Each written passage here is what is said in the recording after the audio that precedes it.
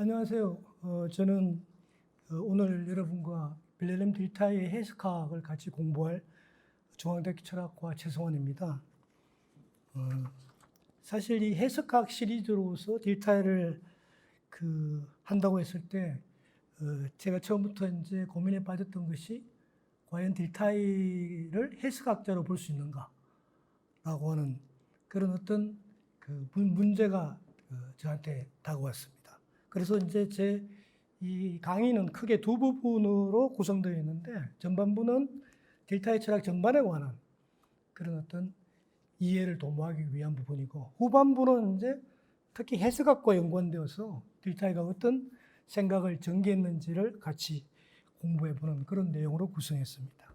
제가 이제 미리 말씀드린 거는 엄밀한 의미에서 딜타이는 해석학자라고 이제 우리가 규정하기보다는 삶의 철학자, 생철학자로 볼 수 있기 때문에 그의 어떤 사상에서 해석학이 차지하는 부분들이 좀 독특한 그런 어떤 위상을 갖고 있다. 이걸 미리 말씀드리고자 합니다.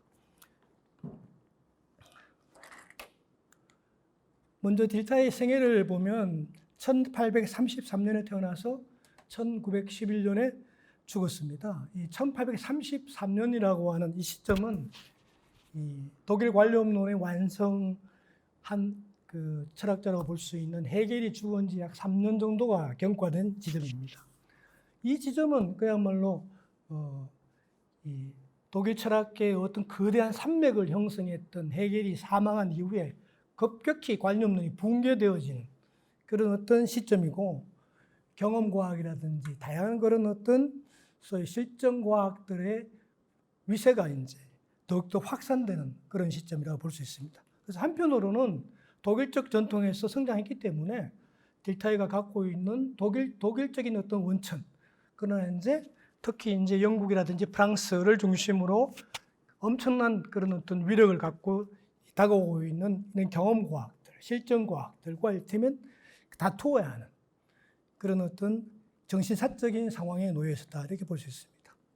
간단하게 거의 대학 생활과 종교 활동, 교사 생활을 볼 것 같으면, 처음에는 이제 부모님의 그 소망에 부응하기 위해서 신학을 공부했고, 딜타이의 대학 생활과 종교 활동 그리고 교사 생활은 개혁 교회 목사의 아들로 이제 태어났기 때문에 아마 이제 부모님들은 딜타이가 이제 목사로 이를테면 성장해 주기를 기대한 것 같습니다. 그래서 먼저 하이델베르크 대학에서 신학을 공부했지만 아마 이제 신학보다는 다른 어떤 학문 영역에 더 많은 관심을 가졌고, 그래서 이제 베를린 대학에서 역사학 공부를 했고, 물론 이제 제가 보기에 딜타이는 굉장히 신실한 그런 어떤 인성을 갖고 있었기 때문에 부모님의 소망에 부응하기 위해서 또 이제 신학 국가 시험을 통해 가지고 설교 활동을 했고, 그 이후에 또 국가가 시행하는 이 교사 자격 시험에 합격해서 베를린 김나지움에서 약 2년간 교편 생활을 했지만 건강 문제로 이제 교사직을 포기하고 이후 약 6년간 역사 및 철학 공부에 매진했습니다. 이때 이제 그의 어떤 장래를 결정하는 그런 어떤 학문적 방향이 이를테면 형성된다고 볼 수 있습니다. 1859년 슐라이르마 재단의 현상 논문에 선정된 이후에 본격적으로 해석학과 철학 분야에 이를테면 탐구를 시작하게 됩니다. 1864년에 철학 박사학위로 슐라이르마 윤리학에 관한 연구로 이를테면 철학 박사 학위를 받고 1년 후에 교수 자격 논문이 통과되는데, 교수 자격 논문은 도덕의식의 분석 시도라고 하는 주제입니다. 그 이후에 이제 베를린 대학교 사강사라고 하는 건 독일에서는 이제 교수 자격 논문 시험에 통과하면 처음에 이제 그 강사 생활을 이제 시작하는데, 프리바트 도첸트라고 하는 이 사강사는 그 국가에서 거의 이를테면 이제 페이가 없는 그야말로 순수하게 학문적인 그런 어떤 과정으로 이를테면 활동하게 됩니다. 그 이후에 이제 스위스 바젤 대학, 독일 킬, 브레슬라우 등에서 이제 교수 생활하는데, 제가 보기에는 바젤에서 교수 생활을 할 때 다양한 그런 소위 그 학문적인 스펙트럼 자체와 이를테면 연결된 그런 계기가 되지 않았나, 이렇게 이제 생각이 됩니다. 왜냐하면 그때 이제 바젤 대학에서 예를 들면 생리학 강의를 했던 히스 교수 같은 사람의 수업을 이를테면 1년 내내 청강하고, 그래서 독일적 전통에서 벗어나서 조금 다른 분위기에서 연구를 할 수 있는 그런 어떤 계기가 되어졌다라고 볼 수 있습니다. 1882년 베를린 대학 교수로 일테면 초빙을 받게 되는데 사실 정기에 보면 이 초빙에 큰 기대를 이제 걸지 않았다고 합니다.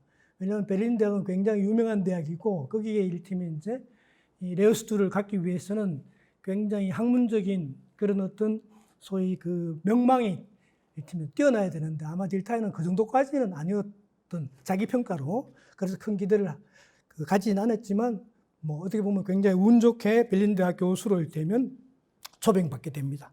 그게 바로 루돌프 로체라고 하는 교수의 후임으로 갔는데 이 그 레오스툴 석좌 교수 자리는 예전에 일테면 이제 헤겔이 한때 일테면 가졌던 바로 그 석좌 교수 자리라고 합니다.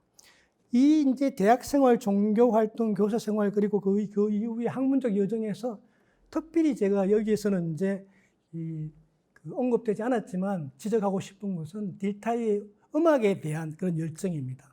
실제로 딜타이는 이제 굉장히 음악, 특히 이제 피아노 연주를 좋아했고 실제로 이를테면 음악가로서 한번 자신의 생애를 한번 개척해 볼 생각도 있었지만 아무래도 이를테면 음악적 재능이 그 정도까지는 미치지 못했지만 평생 동안 이 음악과 연관된 그런 어떤 분야에 관심을 가지게 됩니다.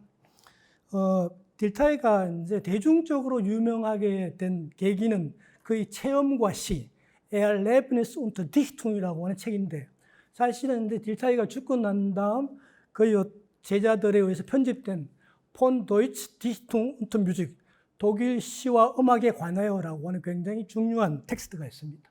그게 볼 것 같으면 딜타이가 얼마나 음악에 일테면 천착했는가를 우리가 간접적으로 확인할 수 있습니다. 그 다음에 딜타이의 저술 활동을 간략하게 살펴볼 것 같으면 지금 여기 쭉 열거된 저술들은 생전에 출간된 텍스트들입니다. 그리고 딜타이 전체 전집은 지금 26권으로 일테면 이제 발행되어 있고 딜타이가 이제 생전에 출간한 텍스트가 오늘 우리가 이제 같이 공부할 정신과학의 기초 놓기 그리고 해석하기에 굉장히 중요한 의미를 가집니다.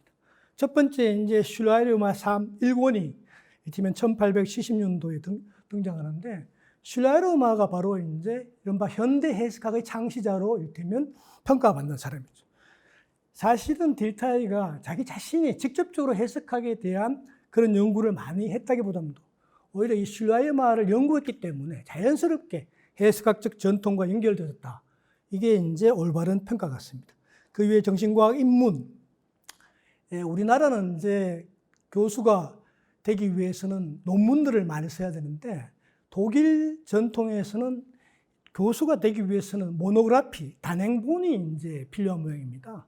그래서 이제 이 단행본을 이를테면 이제 하나 만들어야만 어떤 독자적인 학문적인 어떤 영역을 가지고 있다 이렇게 평가를 받는 것 같아요.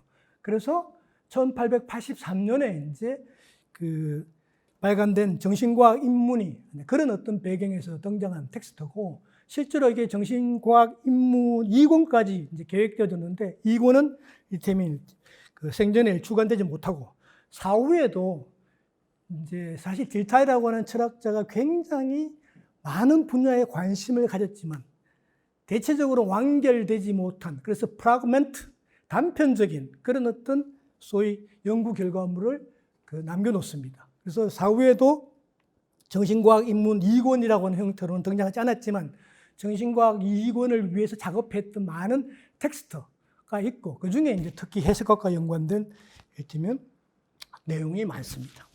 그 다음에 기술심리학과 분석심리학 시론이라고 하는 당시 이제 뭐 현상학을 공부하시는 분은 잘 아시겠지만 현상학에서도 설명심리학 또는 실험심리학에 대항해서 철학의 어떤 고유한 의식세계의 탐구를 위한 방법으로서 기술심리학을 이를테면 추구했는데 딜타이도 그 노선에 합류해가지고 넓은 의미에서 이해심리학이라고 하는 그래서 우리의 정신적인 어떤 사태들을 분석하고 그것들을 기술하는 그런 어떤 접근 방법을 이제 사용하게 됩니다. 물론 이 심리학과 연관된 딜타이의 이미지는 그렇게 긍정적인 건 아닙니다. 나중에 다시 한번 언급하겠지만 에빙하우스라고 하는 당시 디타이 베를린 대학교 동료 교수였던 이 에빙